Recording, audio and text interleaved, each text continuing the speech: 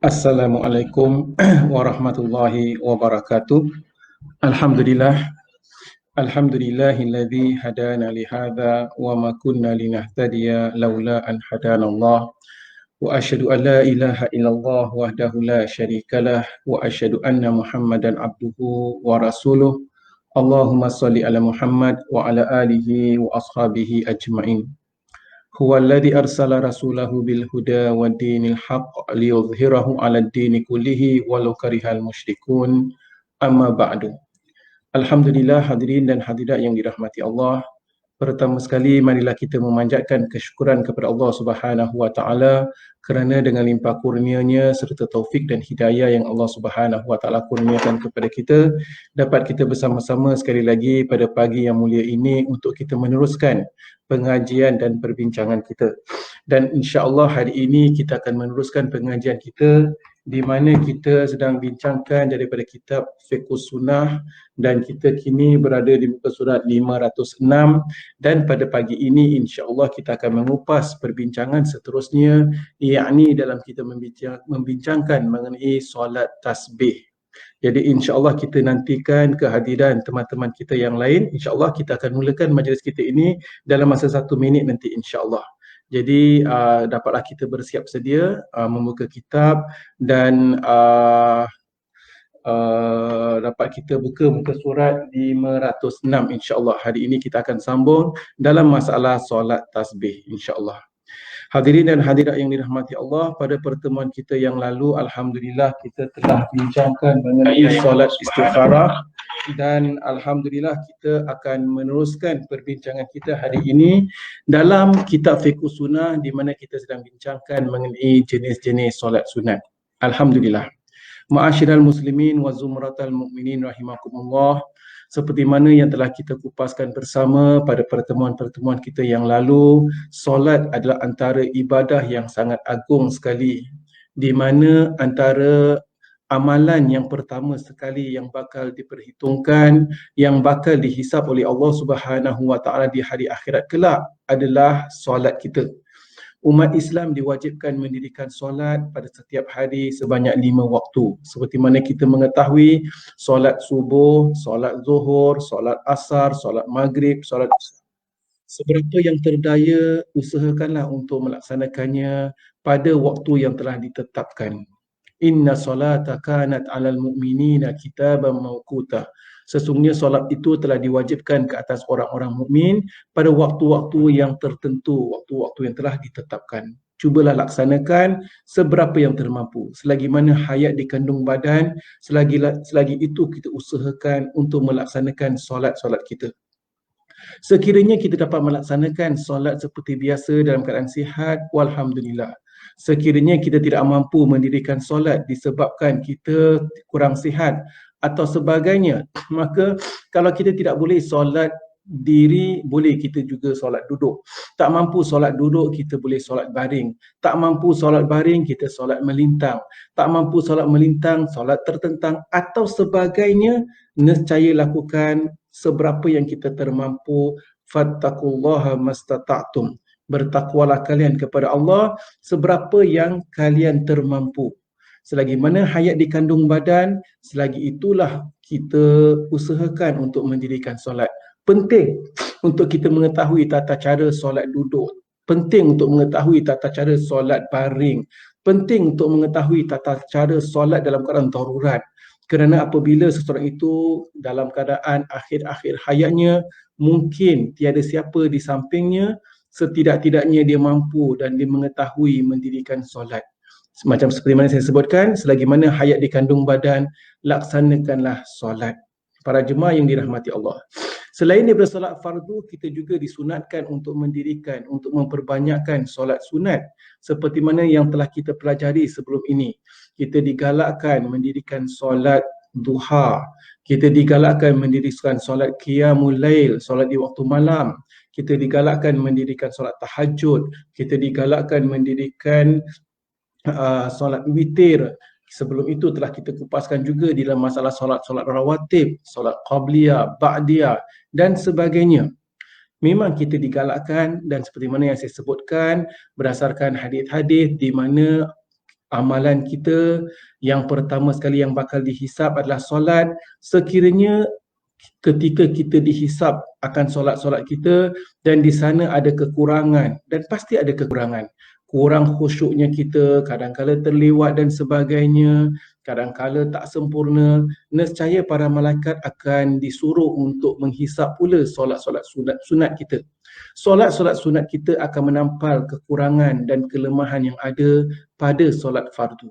Maka dari itu para jemaah, perbanyakkanlah juga untuk mendirikan solat sunat selain daripada solat fardu. Apabila kita katakan tentang solat sunat, telah kita kupaskan bersama pada pertemuan-pertemuan kita yang lalu, di mana pertemuan kita yang akhir telah kita kupaskan tentang solat duha dan juga solat istikharah. Minggu lalu telah kita kupaskan tentang solat istikharah. Sebagai seorang beriman, senantiasa kita bertawakal kepada Allah, senantiasa kita meletakkan harapan kita pada Allah Subhanahu wa taala, pergantungan total kita kepada Allah Subhanahu wa taala. Di mana apabila kita ingin membuat sesuatu keputusan, kita berserah kepada Allah, kita bertawakal kepada Allah, kita berdoa kepada Allah, kita beristikharah kepada Allah Subhanahu wa taala di dalam membuat sesuatu keputusan yang agak penting. Ya. Alhamdulillah. Hari ini di dalam meneruskan perbincangan solat-solat sunat, kita masuk dalam masalah solat sunat tasbih. Apakah hukum solat sunat tasbih? Para jemaah yang dirahmati Allah, untuk pengetahuan kita, solat sunat tasbih sebagian ulama mengatakan ianya disunatkan. Tak ada yang mengatakan wajib lah, ianya disunatkan. Cuma ulama khilaf, kerana ada sebagian ulama mengatakan dalil yang menjelaskan tentang pensyariatan solat sunat tasbih itu daripada hadis-hadisnya, hadis riwayat Imam Tirmizi katakan, ada yang mengatakan bahawasanya hadis itu tidak sampai ke derajat sahih. Jadi ianya ada yang mengatakan sebenarnya ada tak sebenarnya tentang solat sunat tasbih. Jadi memandangkan ada dalil-dalil dalam masalah ini, namun antara dalilnya itu bukanlah sampai ke derajat sahih. Ada sebahagian ulama mengatakan solat sunat tasbih sebenarnya tidak digalakkan. Namun ada juga ulama yang mengatakan adanya dalil di sana dan dalil itu saling kuat menguatkan, maka nescaya kita boleh mendirikan solat sunat tasbih. Nanti kita akan kupaskan dalam masalah pensyariatan yang lebih mendalam. Baik, cuma persoalan, kenapakah solat sunat tasbih ini dinamakan solat sunat tasbih? Jadi apa yang dimaksudkan dengan solat sunat tasbih? Jadi para jemaah yang dirahmati Allah, ianya dikatakan solat sunat tasbih kerana di dalam solat itu kita banyak bertasbih. Dan tasbih yang kita ucapkan ini adalah ungkapan subhanallah walhamdulillah wala ilaha illallah wallahu akbar. Jadi ketika solat ini, solat sunat tasbih adalah solat sunat 4 rakaat. Ianya didirikan 2 rakaat salam, 2 rakaat salam. Sepanjang 4 rakaat tadi, kita akan membaca tasbih subhanallah, walhamdulillah, wala ilaha illallah, wallahu akbar sebanyak 300 kali. Subhanallah. 300 kali ya, betul. Jadi kita akan buat 4 rakaat. 2 rakaat kita baca sebanyak 150 kali tasbih subhanallah walhamdulillah wala ilaha illallah wallahu akbar, 150 kali pada 2 rakaat pertama dan 150 kali pada 2 rakaat kemudian, 4 rakaat total. Jadi 1 rakaat itu kita akan membaca tasbih sebanyak 75 kali. Di mana dan bagaimana kita membaca tasbih sebanyak 75 kali? Secara ringkas para jemaah yang dirahmati Allah, ada 2 cara mendirikan solat sunat tasbih ini. Baik, cara pertama pensyariatan solat sunat tasbih ini, kita dapat lihat ya para jemaah, kita mendirikan solat sunat tasbih, kita niat sengaja menunaikan solat sunat tasbih kerana Allah, kemudian kita bertakbiratul ihram. Ya, selepas bertakbiratul ihram, secara umum kita mengetahui apa juga solat, ya, selain daripada solat jenazah, apa juga solat-solat sunat dan wajib. Selepas kita bertakbiratul ihram, kita akan membaca doa iftitah. Doa iftitah ada doa yang panjang, ada doa yang pendek. Kita telah bincangkan dalam masalah doa iftitah, ada berbagai cara pembacaan doa iftitah. Alhamdulillah. Baik, para jemaah yang dirahmati Allah, selepas kita baca doa iftitah, sebelum kita baca suratul Fatihah, kita akan baca subhanallah walhamdulillah wala ilaha illallah wallahu akbar sebanyak 15 kali. Ya. Jadi selepas doa iftitah, sebelum Fatihah kita baca subhanallah walhamdulillah wala ilaha illallah wallahu akbar sebanyak 15 kali. Kemudian selepas tu kita baca suratul Fatihah dan kemudian kita baca surah. Surah seperti biasa, lepas Fatihah kita baca qul ya ayyuhal kafirun atau qul huwallahu ahad, terpulang pada kita. Kemudian selepas kita baca surah, lepas Fatihah kita baca surah, lepas tu kita baca zikir lagi. Subhanallah walhamdulillah wala ilaha illallah wallahu akbar sebanyak 10 kali. Tadi 15 kali, ini 10 kali. Jadilah dia 25 kali. Kemudian kita pun takbir, lalu kita rukuk. Allahu Akbar. Ketika rukuk, kita baca tasbih. Subhanallah, walhamdulillah, wala ilaha illallah, wallahu akbar sebanyak 10 kali. Ya, sebanyak 10 kali. Tadi 15 campur 10, tadi 25 ketika diri. Ketika rukuk, jadi 10 kali. Total 35. Kemudian sami Allahu liman hamida rabbana walakal hamd ketika i'tidal. Lepas tu kita baca subhanallah walhamdulillah wala ilaha illallah wallahu akbar 10 kali lagi. Jadilah dia 45. Kemudian Allahu akbar ketika sujud. Subhanallah walhamdulillah wala ilaha illallah wallahu akbar 10 kali. Jadilah 55 kali. Kemudian Allahu akbar ketika duduk antara dua sujud. Subhanallah walhamdulillah wala ilaha illallah wallahu akbar. Jadilah dia 65 kali, 10 kali lagi baca. Kemudian sujud yang kedua, kita baca sekali lagi. Subhanallah walhamdulillah wala ilaha illallah wallahu akbar sebanyak 10 kali lagi. Jadi tasbih ni tadi 65, campur ni 75 kali.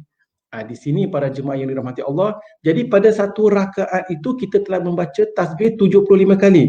Kemudian kita bangkit bangun, Allahu Akbar.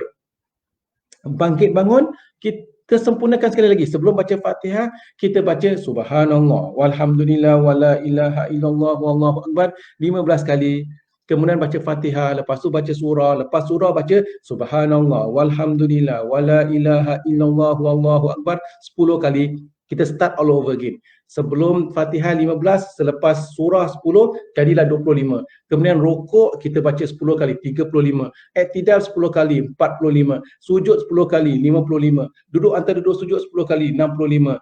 Sujud sekali lagi 10 kali, 75. Berarti pada satu rakaat pertama 75, rakaat kedua 75, jadilah 150. Kemudian kita tasyahud akhir, kita baca tahiyat akhir, lalu kita beri salam. Pada dua rakaat tersebut kita baca tasbih sebanyak 150 kali. Kita solat tasbih itu adalah 4 rakaat, maka jadilah dia 150 kali 2 jadilah 300 kali.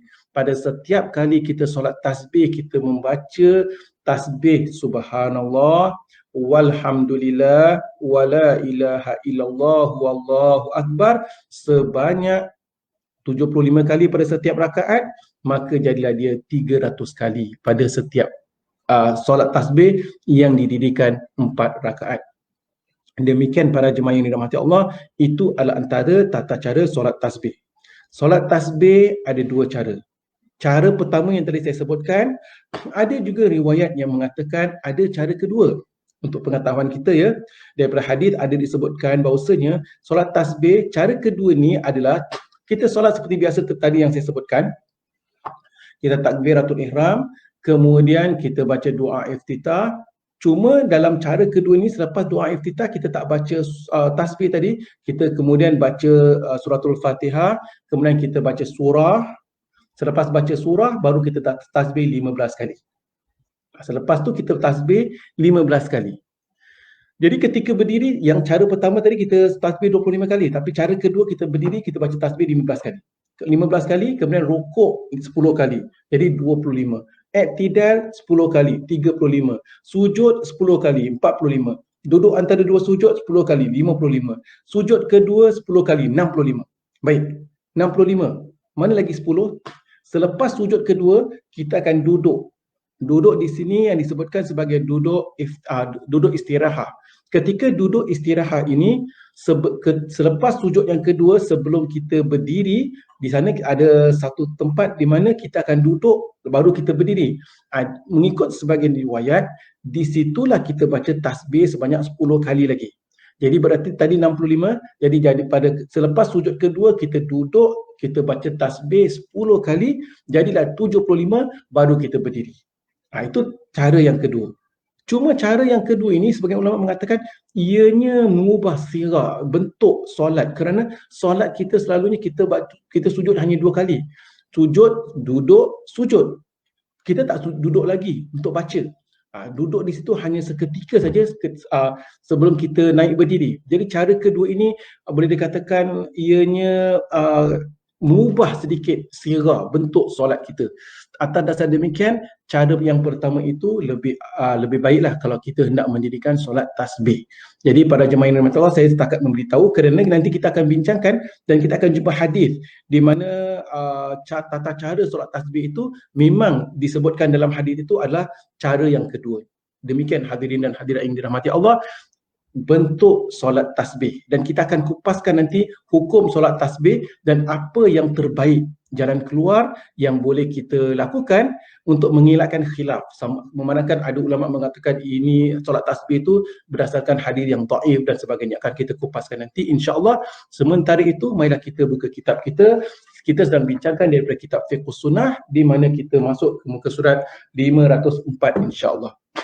Baik, para jemaah yang dirahmati Allah, dalam membincangkan perkara ini, penulis mengatakan di muka surat 504 dalam masalah solat tasbih. Solat tasbih, seseorang yang ingin mengerjakan solat tasbih, sebentar ya, itu solat istikharah ya, 504. Kita masuk ke muka surat 506, maaf. Jadi muka surat 506, solat tasbih. Dari Ikrimah, daripada Ibnu Abbas, katanya qala Rasulullah sallallahu alaihi wasallam li Abbas bin Abil Muttalib, ya Abbas. Jadi Rasulullah sallallahu alaihi wasallam, daripada hadis ini disebutkan bahawasanya baginda sallallahu alaihi wasallam menceritakan kepada Ibnu Abbas. Jadi Rasulullah mengatakan kepada Abbas mengenai sesuatu amalan. Ya, kita dengar ya fadilatnya. Dalam hadis ini, ya Abbas, Rasulullah mengatakan, wahai Abbas, bapa saudaraku, ya ammah, ala u'tika, ala amnahuka, ala ahbuka, ala af'alu bika asyara khisal. Rasulullah SAW mengatakan, wahai Abbas, wahai bapaku, bapa saudaraku, maukah anda, pakcik saya ini, saya berikan sesuatu hadiah. Nabi katakan, nak tak aku berikan satu hadiah, iaitu aku ajarkan 10 jenis amalan yang boleh menghapuskan 10 jenis dosa. Jika pakcik mahu mengerjakannya, Allah mengampuni. Ya, baik. Idza anta fa'alta dzalika, sekiranya anda melakukannya, ghafarallahu dzanbaka, maka nescaya Allah SWT akan mengampunkan segala dosa-dosa anda. Awwalahu wa akhirahu, dosa-dosa anda akan diampunkan segala-galanya daripada mula dan akhir, awalnya dan akhirnya. Wa qadimahu wa hadithahu, dosa-dosa yang dahulu dan dosa-dosa yang baru. Wa khata'ahu wa amdahu, ya dosa-dosa yang engkau lakukan dengan sengaja atau dengan tak sengaja. Wa saghirahu wa kabirahu, akan diampunkan dosa-dosa yang kecil dan dosa-dosa yang besar. Wa sirrahu wa alaniyatahu, dosa-dosa yang engkau lakukan secara sembunyi-sembunyi atau dosa-dosa yang engkau lakukan secara terang-terangan. Asyru khisalin, dan 10 perkara itu adalah, di sini kita lihat ya, apakah dia 10 amalan itu. Antusalli arba'a raka'atin, hendaklah anda itu solat 4 rakaat. Takra'u fi kulli raka'atin bi Fatihatil Kitab wa surah, pada setiap rakaat hendaklah anda membaca Fatihatul Kitab, yakni suratul Fatihah, dan juga baca satu surah seperti biasalah ya. Fa idza faraghta minal qiraati, sekiranya selepas anda habis membaca surah tadi, fi awwali raka'atin, pada rakaat pertama, fakul wa anta qa'imun, maka bacalah sedangkan anda itu masih berdiri, subhanallah walhamdulillah wala ilaha illallah khamsa asyarah. Baik. Jadi Rasulullah sallallahu alaihi wasallam mengatakan, hendaklah anda itu membaca suratul Fatihah, kemudian baca surah, kemudian ketika masih lagi berdiri, bacalah subhanallah, walhamdulillah, wala ilaha illallah, wallahu akbar 15 kali. Jadi dalam hadis ini kita sedang bincangkan Nabi SAW menerangkan tata cara solat itu adalah solat yang kedua. Yang tadi kan saya katakan ada solat cara pertama, solat yang kedua, ini solat yang kedua. Solat cara yang kedua tu bila? Solat cara yang kedua selepas Fatihah, baca surah, selepas surah baru kita baca subhanallah walhamdulillah wala ilaha illallah wallahu akbar 15 kali. Ya, ini cara yang kedua. Bagi mereka-mereka yang mungkin tak memahami apa maksud zikir tadi, subhanallah adalah maha suci Allah, subhanallah. Walhamdulillah, segala puji bagi Allah. Wala ilaha illallah wallahu akbar, dan tiada Tuhan melainkan Allah. Wallahu akbar, dan Allah maha besar. Jadi dia sebenarnya empat zikir tadi, subhanallah, alhamdulillah, la ilaha illallah, Allahu akbar. Jadi apabila kita sambung, kita letak wa di depan, di antaranya wa maknanya dan, ya. Subhanallahi walhamdulillahi wala ilaha illallah wallahu akbar. Daripada hadis ini Rasulullah sallallahu alaihi wasallam mengatakan, selepas baca Fatihah, kemudian baca surah, selepas baca surah, bacalah subhanallah walhamdulillah wala ilaha illallah wallahu akbar, bacalah sebanyak 15 kali. Baik, kemudian kita sambung hadis tadi, ya. Thumma tarka'u fatakulu anta raki'un, maka kemudian itu hendaklah anda rukuk, dan hendaklah anda baca ketika anda rukuk tadi asyara, dibaca 10 kali. Ketika rukuk kita baca 10 kali. Thumma tarfa'u ra'saka, kemudian kamu mengangkat kepalamu minar rukuk, daripada rukuk, yakni kita i'tidal, lalu baca fataquluha asyara, ketika i'tidal baca 10 kali.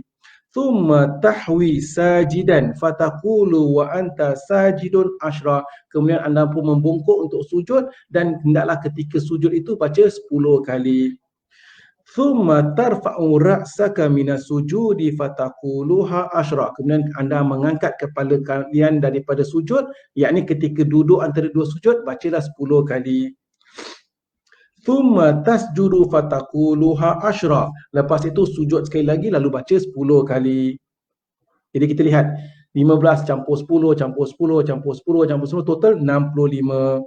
Thumma tarfa'u ra'saka minas sujudi fataquluha asyra, maka selepas kita sujud yang kedua, angkat kepala kalian duduk lalu bacalah 10 kali. Ingat seperti yang saya katakan, ini tata cara yang kedua. Jadi tata cara yang kedua, selepas sujud yang kedua, kita duduk istirahat. Ketika duduk tu kita baca 10 kali. Itulah 10 yang ke-70, yang ke-75. Maka Rasulullah sallallahu alaihi wasallam mengatakan, fadzalika khamsu wa sab'una, fadzalika khamsun wa sab'una, maka itulah dia 75. Fi khamsun wa sab'una fi kulli rakatin, itulah dia 75 kali pada setiap rakaat. Taf'alu dzalika fi arba'i raka'atin, maka lakukanlah perkara sedemikian pada 4 rakaat. Wa ini istata'ta an tusalliha, sekiranya kalian mampu untuk solat sedemikian, fi kulli yaumin marrah faf'al, kalau anda mampu lakukan setiap hari satu kali, lakukanlah. Fa in lam tastati' fa fi kulli jum'atin marrah, kalau kalian tak mampu lakukan pada setiap hari, lakukanlah pada setiap hari Jumaat sekali. Fa in lam taf'al fa fi kulli sanatin marrah, kalau tak mampu juga pada setiap hari Jumaat, maka lakukanlah sebulan, setahun sekali.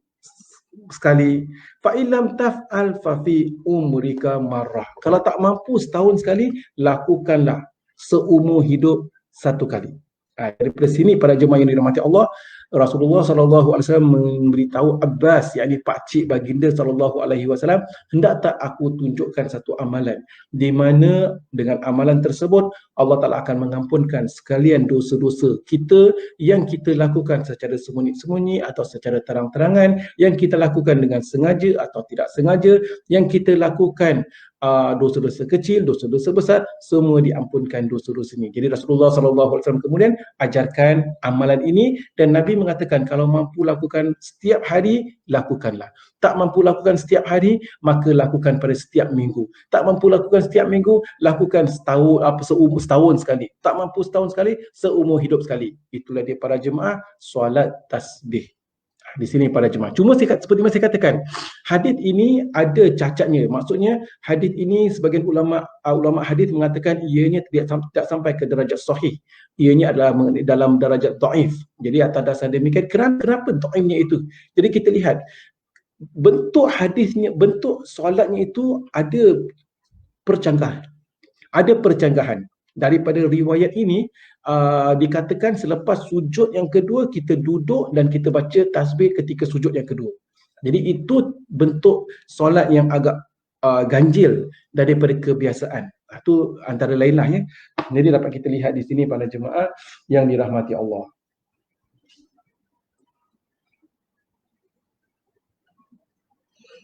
Baik. Diriwayatkan baik, dan kalau masih tidak mampu juga maka kerjakanlah sekali dalam seumur hidup. Muka surat 508. Diriwayatkan oleh Ibnu Daud, Ibnu Majah, Ibnu Khuzaimah dalam kitab sahihnya dan juga diriwayatkan oleh oleh Tabrani. Al-Hafiz Ibnu Hajar berkata, hadis ini diriwayatkan melalui sanad yang banyak, malah diriwayatkan daripada sekumpulan sahabat. Namun riwayat yang terbaik adalah hadis Ikrimah ini. Ia telah pun dikategorikan sebagai sahih oleh sekumpulan ulama, antaranya Al-Hafiz Abu Bakar Al-Ajuri, Syekhuna Muhammad Abdul Rahim Al-Misri dan juga Syekhuna Al-Hafiz Abu Al-Hasan Al-Miqdasi. Jadi demikian para jemaah. Kita lihat footnote kat bawah tu ya, diriwayatkan oleh Imam Abu Daud dan sebagainya. Baik. Ibnu Al-Mubarak berkata, mengerjakan solat tasbih amatlah digalakkan, malah disunatkan supaya dikerjakan secara berterusan pada setiap masa supaya menjadi satu kebiasaan sehingga kemudiannya tidak diabaikan. Demikianlah para jemaah mengenai solat tasbih. Cuma di sini para jemaah kita ingin kupaskan sedikit. Di sana ada beberapa perkara yang penting untuk kita renungkan. Pertama sekali, hadis yang kita bincangkan tentang solat tasbih, untuk pengetahuan kita ya para jemaah, solat tasbih memang sering kali diamalkan oleh masyarakat kita di masjid-masjid ketika qiyamul lail, ketika solat tahajud dan sebagainya. Cuma di dalam masalah solat tasbih ini seperti mana saya katakan, ada sebagian ulama-ulama hadis mengatakan ianya hadis yang tidak sampai ke darajat sahih. Dan ada sebahagian para asatidzah atau para ulama yang tidak menggalakkan kita solat tasbih. Saya nak kita faham kedua-dua pihak. Kenapa ada yang mengatakan menggalakkan dan ada yang mengatakan tak galakkan, dan apa jalan keluar sebenarnya? Di sini hadirin dan hadirat yang dirahmati Allah. Yang menggalakkan solat tasbih itu adalah golongan para ulama antara lain yang berhujah dengan hadis ini. Jadi hadis ini hadis yang Nabi SAW ajarkan kepada Abbas dan ianya adalah sesuatu yang subhanallah sangat baik dan Nabi ajarkan supaya kalau dapat laksanakanlah, kalau mampu setiap hari, tak mampu setiap hari seminggu sekali, tak mampu seminggu sekali seumur hidup sekali, tak mampu seminggu sekali setahun sekali, tak mampu setahun sekali seumur hidup sekali. Kerana ganjarannya besar. Antara lain, amalan ini menghapuskan dosa-dosa yang terdahulu dan dosa-dosa yang terkemudian, dosa-dosa yang kita lakukan dengan sengaja atau tidak. Jadi, golongan yang mengatakan ianya disunatkan kerana berdalilkan hadis ini. Alhamdulillah. Sekarang, kita nak faham pula, kenapa pula ada golongan yang mengatakan sebenarnya solat tasbih tak digalakkan. Kita perlu memahami bukan tujuannya kita nak condemn mereka atau bukan supaya mereka nak condemn kita. Bukan. Masing-masing dengan hujah dan dalil-dalil masing-masing. Cuma kita nak memahami saja. Kenapa golongan ini mengatakan yang selama ini kita amalkan, apa dalil-dalilnya? Ini dalil-dalilnya. Tetapi kalau kita sekali-sekala kita baca ataupun kita dengar ceramah, kenapa pula ada ulama ataupun ada ustaz-ustaz melarang solat tasbih? Kenapa ada yang tak galakkan solat tasbih? Di sini saya nak beri jawapan antara lain. Pertama sekali, hadis ini ada yang mengatakan bahawasanya ianya tidak sampai ke derajat sahih. Itu pertama. Kedua, antara lain, kalau kita lihat hadis ini seperti yang saya katakan, tata cara solat tasbih yang diajarkan ianya agak bercanggah dengan tata cara solat kebiasaan. Solat kebiasaan kita adalah kita solat lepas rukuk i'tidal, lepas i'tidal sujud, lepas sujud duduk, lepas duduk sujud, lepas sujud kita akan bangun. Tetapi hadis ini disebutkan lepas sujud yang kedua kita duduk dan kita baca tasbih subhanallah walhamdulillah wala ilaha illallah wallahu akbar 10 kali ketika kita duduk istirahat. Bila tu solat duduk istirahat, ada di antara kita amalkan duduk istirahat dalam solat dan ada di antara kita tak amalkan. Duduk istirahat itu adalah duduk kalau kita belajar bab sunat-sunat solat ya. Selepas kita sujud pertama, duduk antara dua sujud, sujud kedua, kemudian kita nak berdiri, just before kita berdiri daripada sujud, kita duduk dan baru kita berdiri. Itu disebutkan duduk istirahat. Duduk istirahat hanya seketika, 1 detik, 1 saat. Tetapi hadis ini mengajarkan kita membaca subhanallah walhamdulillah wala ilaha illallah wallahu akbar 10 kali ketika duduk istirahat tadi. Jadi duduk istirahat yang 1 saat tu dah jadi ada bacaan tertentu.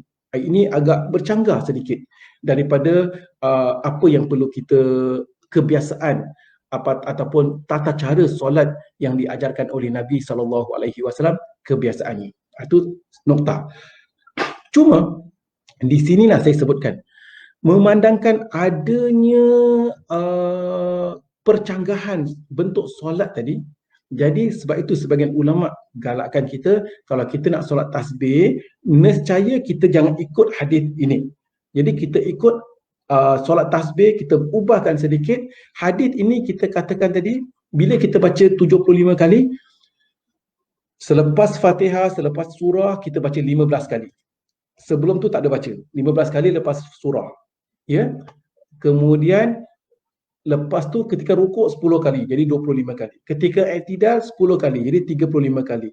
Ketika sujud 10 kali, jadi 45 kali. Duduk 10 kali, 55 kali. Sujud yang kedua 10 kali, 65 kali.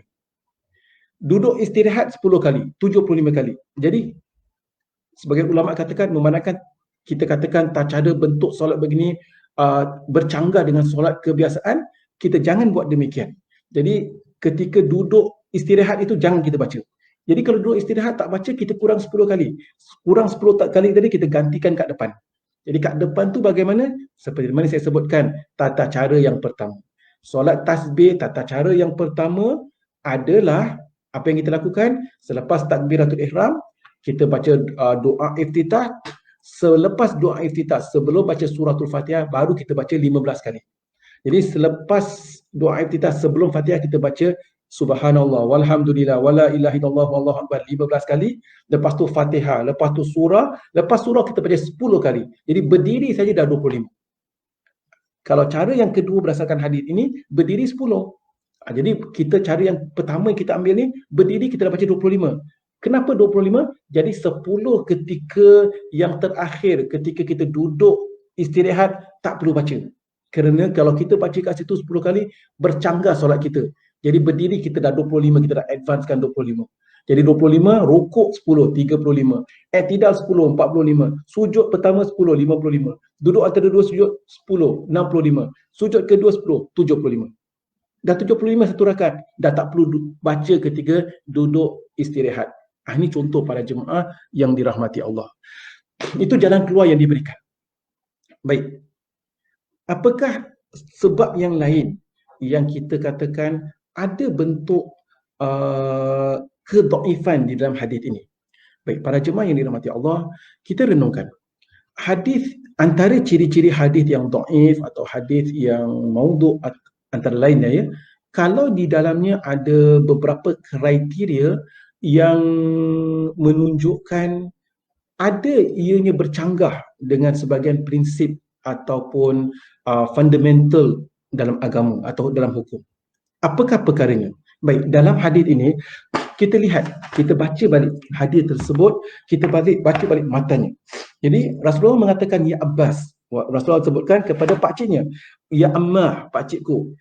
Dia baginda ajarkan 10 amalan yang di dalamnya ada beberapa kebaikan. Kita lihat Rasulullah katakan apa? Idza anta fa'alta dzalika, sekiranya anda lakukannya, ghafarallahu dzanbaka, maka Allah Taala akan ampunkan dosa-dosa anda, awalahu wa akhirahu, daripada yang awal sampai yang akhir. Jadi pertama kita lihat amalan ini akan diampunkan dosa-dosa kita daripada awal hingga akhir. Qadimahu wa hadithahu, dosa-dosa kita akan diampunkan, dosa-dosa yang baru, dosa-dosa yang lama dan dosa-dosa yang baru. Wa khata'ahu wa amdahu, dosa-dosa yang kita lakukan tak sengaja atau dosa-dosa yang kita lakukan dengan sengaja. Wa saghirahu wa kabirahu, dosa-dosa yang kecil dan dosa-dosa yang besar.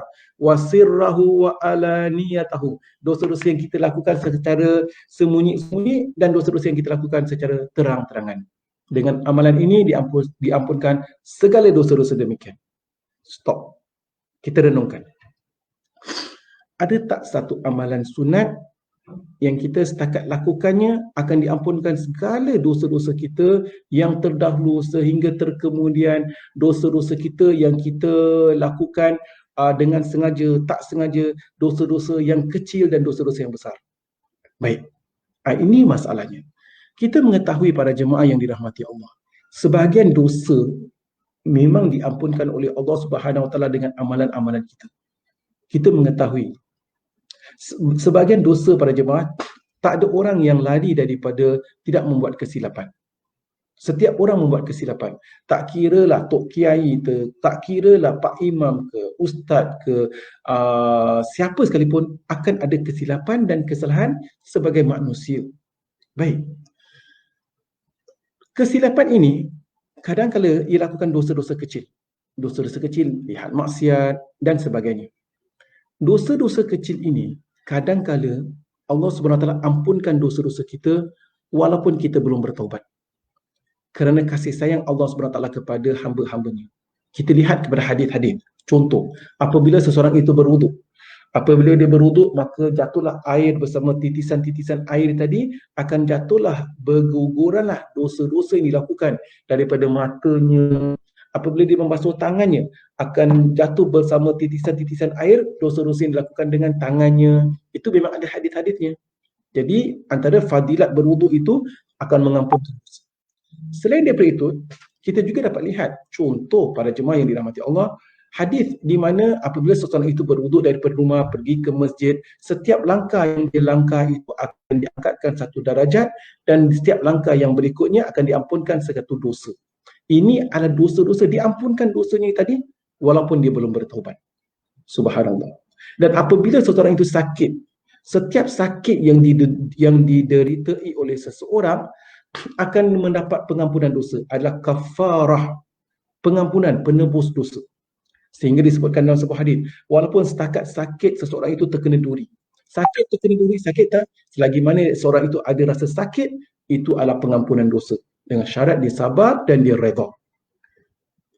Antara lain hadis Rasulullah mengatakan, man shama Ramadan imanan wa ihtisaban ghufira lahu ma taqaddama min dhanbihi. Barang siapa yang berpuasa pada bulan Ramadan kerana beriman kepada Allah dan mengharapkan ganjaran di sisinya, akan diampunkan segala dosa-dosa yang lalu. Ulama mengatakan dosa-dosa yang lalu ini adalah dosa-dosa kecil. Jadi maksud di sini, Allah Ta'ala mengampunkan dosa hamba-hambanya dengan berbagai cara.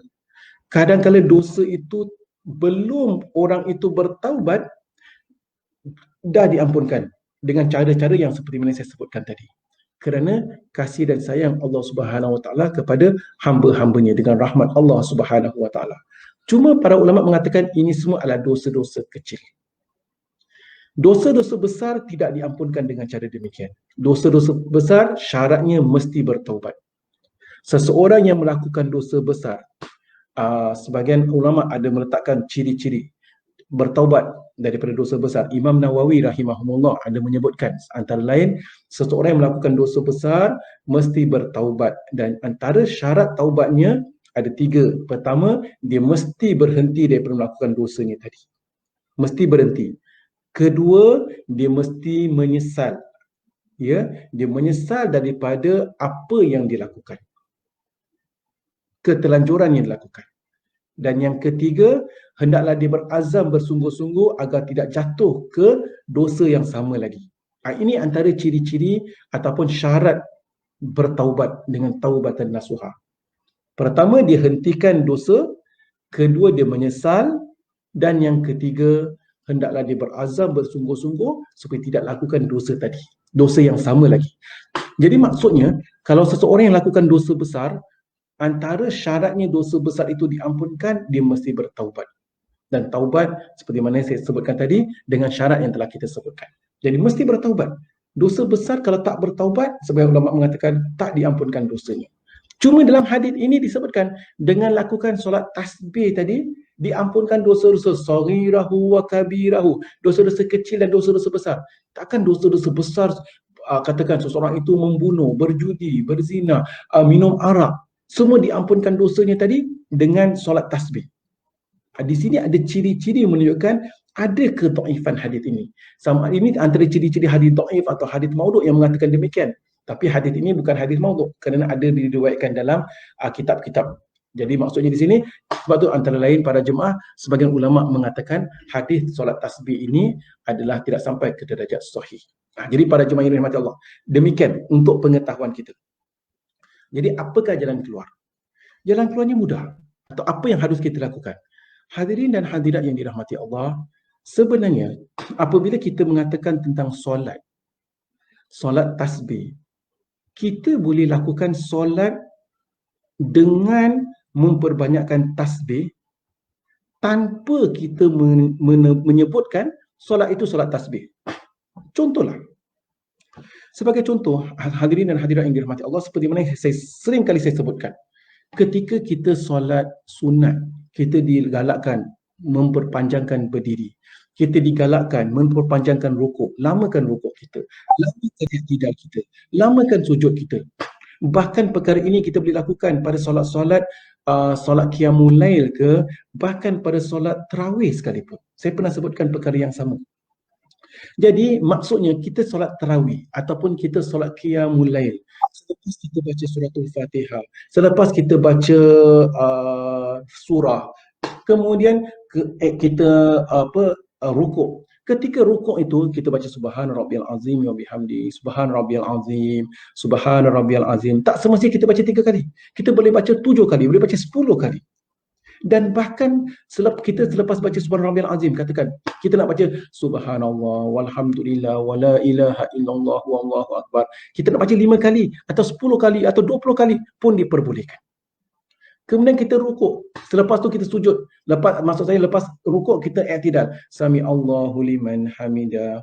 Rabbana walakal hamd.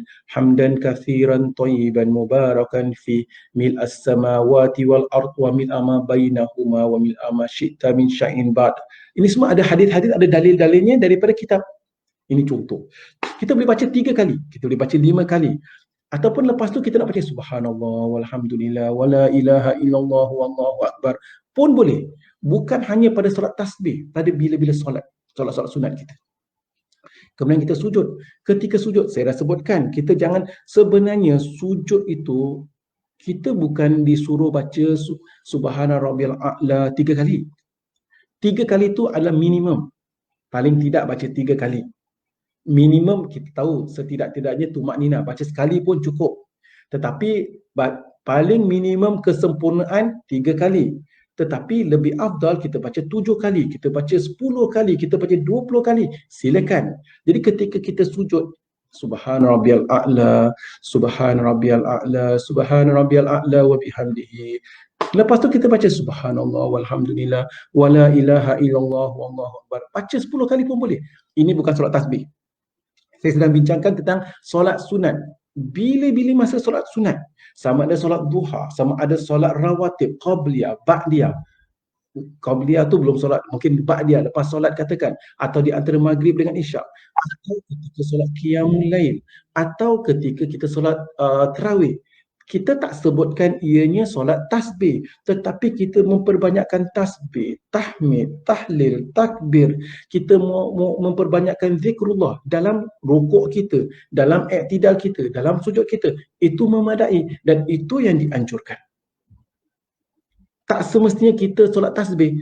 Jadi seperti yang saya katakan, kalau kita renungkan solat ini, hadisnya mungkin dipertikaikan oleh ulama, kita tak semestinya solat nak disebutkan aku nak solat tasbih dengan tata cara yang sedemikian yang mungkin kita pun bimbang nanti takut penat pula, nanti takut kadang-kadang hilang khusyuk atau takut ngantuk dan sebagainya.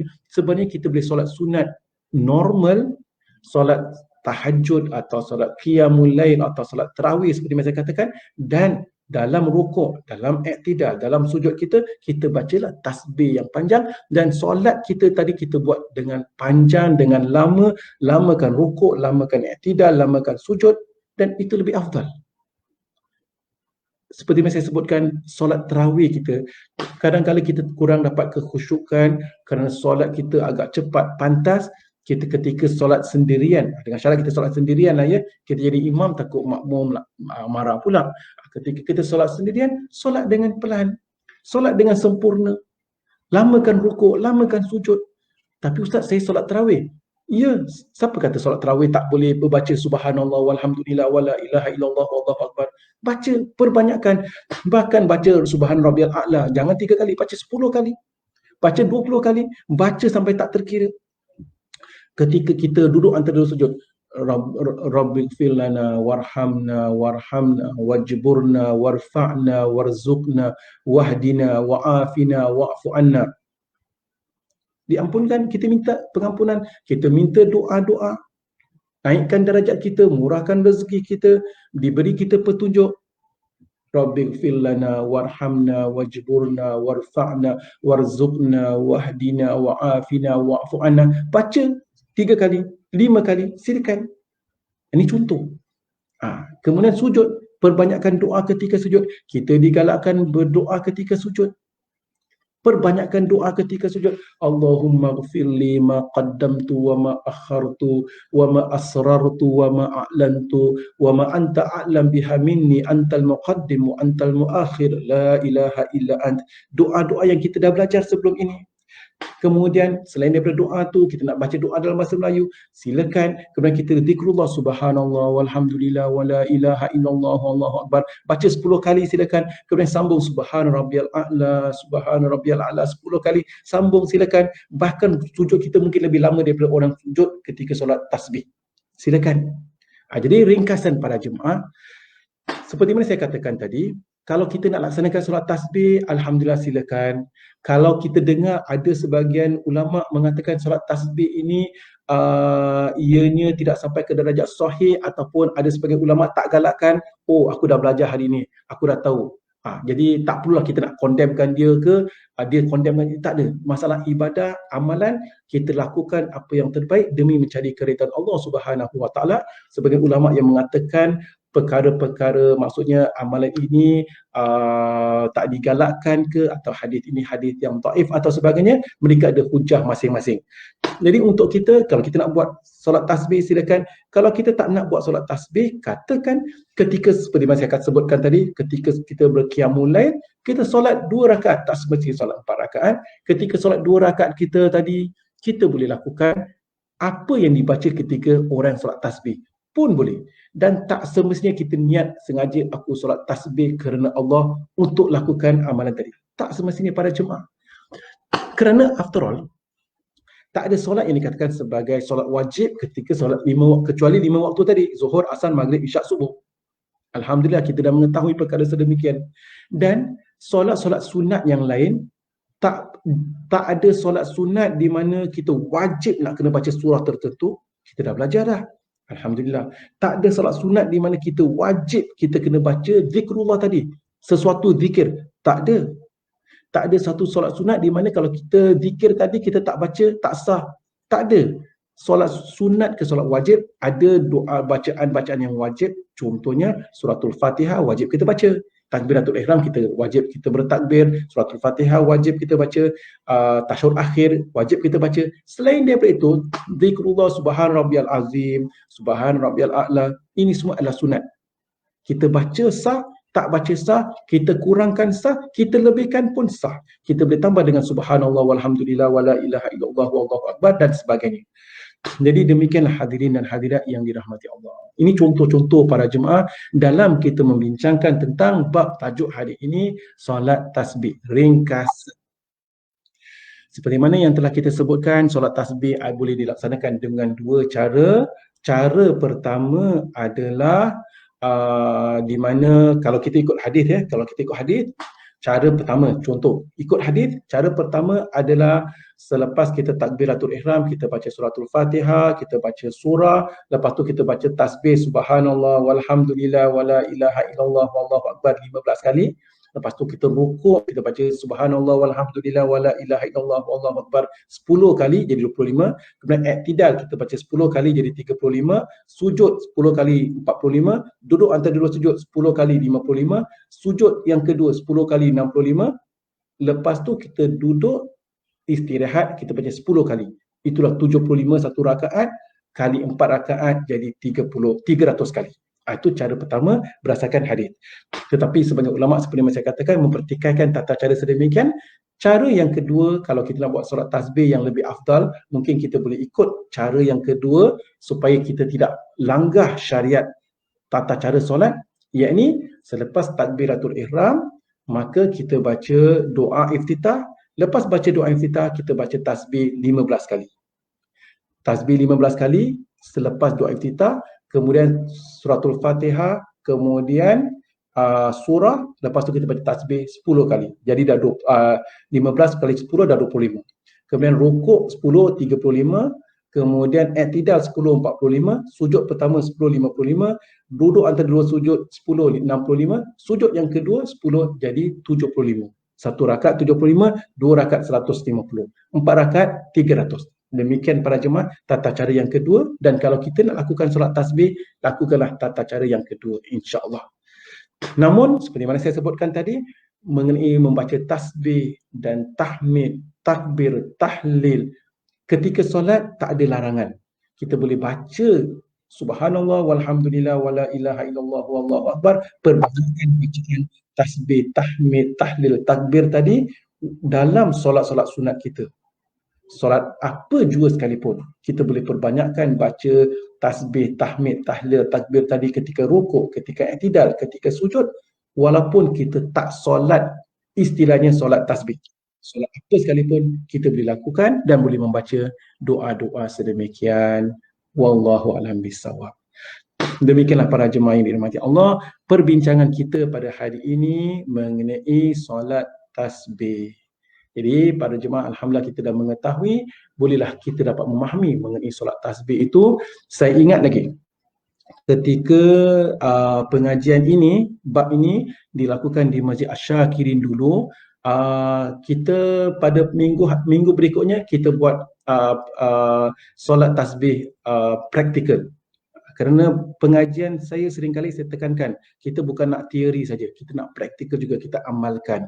Jadi lepas tu kita pada minggu berikutnya kita lakukan solat tasbih. Kalau memandangkan ada pantang larang untuk kita masuk ke dalam masjid sekarang ni, jadi kita tak dapat laksanakan praktikalnya. Cuma alhamdulillah kalau kita nak, boleh kita lakukan pada mungkin ketika kita berqiyamul lail, di waktu malam kita nak solat tasbih, silakan.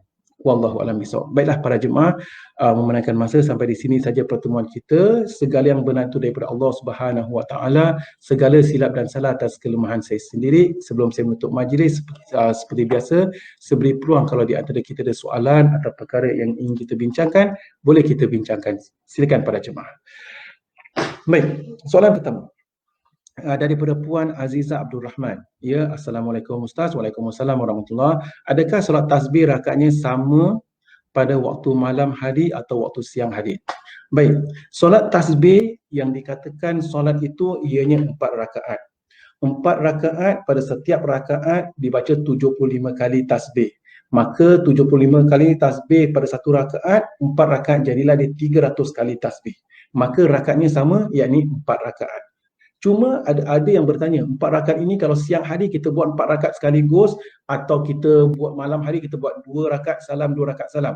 Secara umum para jemaah, solat sunat seperti mana saya pernah sebutkan, afdalnya kita buat 2 rakaat salam, 2 rakaat salam.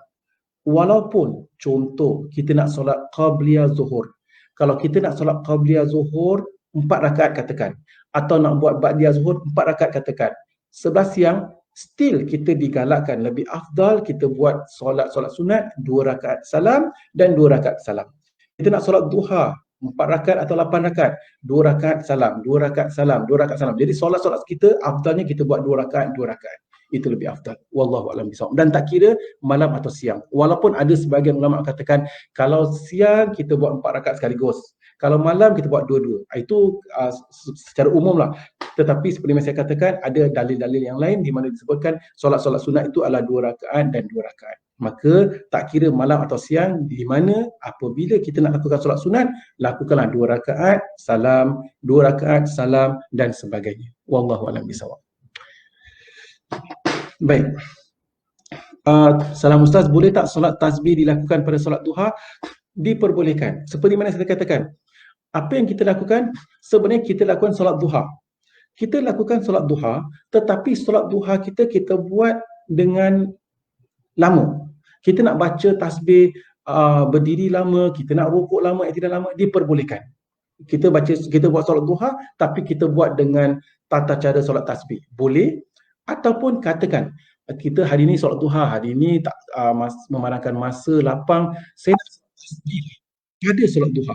Boleh tak? Diperbolehkan. Jadi kalau kita nak niatkan solat tasbih itu nanti pukul 10 ataupun pukul 8.30, pukul 9 kita nak solat tasbih, diperbolehkan. Solat tasbih boleh dilakukan pada bila-bila masa, asalkan bukan waktu-waktu yang terlarang.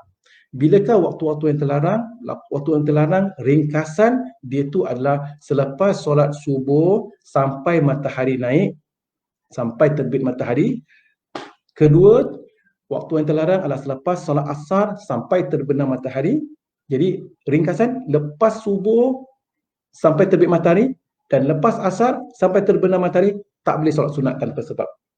Dan pada ketika matahari betul-betul tegak di atas kepala, yakni lebih kurang 15 minit sebelum zuhur, tak boleh solat. Jadi selain daripada waktu-waktu yang terlarang, maka nescaya ketika solat duha, selepas zuhur, sebelum asar, selepas maghrib, selepas isyak, kalau kita nak tunaikan solat tasbih atau solat-solat sunat apa jua sekalipun yang lain, diperbolehkan. Wallahu a'lam bishawab. Puan Nolia Sanusi bertanya, Alhamdulillah, terima kasih. Mestikah jumlah tasbih dalam solat tasbih 300 kali? Baik, kalau kita lihat berdasarkan hadis ini yang Rasulullah SAW ajarkan, dan Rasulullah SAW dikatakan mengatakan bahawasanya amalan ini dapat menghapuskan dosa-dosa yang kita lakukan secara terang-terangan atau yang lakukan secara sembunyi-sembunyi, dosa-dosa yang terdahulu dan dosa-dosa terkemudian, dan baginda SAW ajarkan ianya mencangkumi 300 kali tasbih. Jadi kalau kita nak ikut solat tasbih complete set 300 kali. Ya, ideal 300 kali.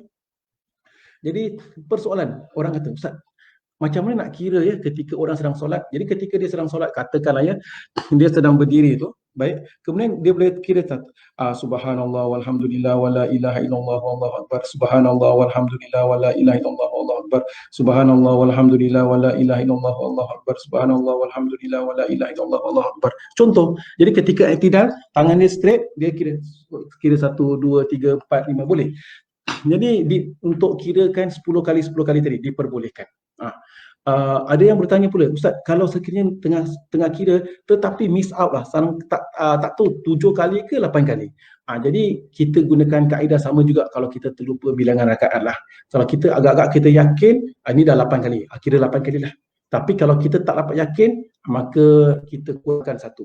Seperti mana saya katakan, kalau katakan kita solat tasbih tetapi kita terbaca, instead of 300 kali kita baca 302 atau 301 atau 310, atau kita terkurang 288, 298, 290, terkurang, solat kita sah. Kenapa? Seperti yang saya katakan, tasbih ini bukan menjadi salah satu syarat sah solat tasbih, bukan menjadi satu syarat sah solat kita. Solat biasa kita, solat tahajud kita, solat witir kita, ataupun solat qiyamul lail, atau solat apa sekalipun, kita boleh menambah bilangan tasbih yang kita nak tambah, nak baca. Jadi atas dasar demikian, solat ini sebenarnya adalah solat yang umum, cuma kita akan baca banyak tasbih sampai 300 kali. Namun kalau kekurangan atau kelebihan, ianya tetap sah solat kita. Wallahu a'lam bishawab. Silakan soalan yang lain kalau ada.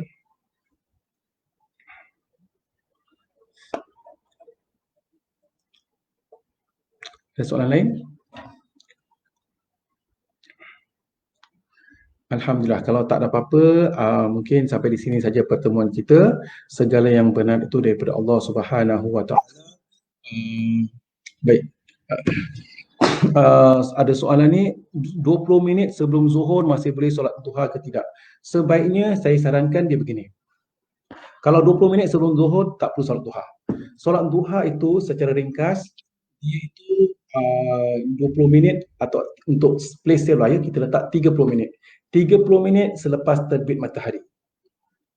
Solat zuhur, solat duha tu 30 minit selepas terbit matahari. Terbit matahari kadang-kadang awal, kadang-kadang lambat. Kita tengok subuh habis pukul berapa. Subuh habis tu berarti terbit matahari. Terbit matahari jangan solat duha. Kita biarkan setengah jam. Setengah jam selepas terbit matahari kita dah boleh solat duha. Kemudian waktunya sampai lebih kurang setengah jam sebelum zuhur. Kenapa setengah jam sebelum zuhur? Kerana apabila zuhur tu berteri matahari tergelincir. Matahari tergelincir saja masuk waktu zuhur. Jadi sebelum matahari tergelincir berarti matahari berada betul-betul di atas kepala kita. Matahari berada betul-betul di atas kepala kita lebih kurang 20 minit, 15 minit sebelum zuhur. Atau setengah jam untuk play safe. Jadi atas dasar demikian, setengah jam sebelum zuhur dah habis waktu duha. Jangan tersolat duha. Jadi ringkasan, duha itu adalah setengah jam selepas terbit matahari sehingga setengah jam sebelum masuk waktu zuhur. Yang terbaik adalah in between. Mungkin dalam pukul 9, 9.30, pukul 10, itu waktu duha yang terbaik untuk kita mendirikan solat duha. Wallahu a'lam bishawab. Baiklah, kalau tak ada apa-apa, sampai di sini saja pertemuan kita. InsyaAllah kita akan sambung pada pengajian akan datang. Kita akan masuk minggu akan datang, kita akan bincangkan tentang solat hajat. Ya, solat hajat muka surat 508 dan solat hajat ringkas saja kita akan bincangkan dengan solat taubat. Dua jenis solat yang agak menarik. Solat hajat, ada tak solat yang dinamakan solat hajat? Akan kita kupaskan. Dan solat taubat, adakah kita mesti solat atau ketika nak taubat atau sebagainya, akan kita kupaskan nanti insyaAllah pada minggu hadapan, yakni solat hajat dan solat taubat pada pengajian akan datang insyaAllah. Wallahu a'lam bishawab. Sampai di sini saja pertemuan kita. Segala yang benar itu daripada Allah Subhanahu wa taala, segala silap dan salah atas kelemahan saya sendiri. Wallahu a'lam bishawab. Aqulu qawli hadza wa astaghfirullahal azim li wa lakum wa lisairil muslimin wal muslimat wal mu'minin wal mu'minat.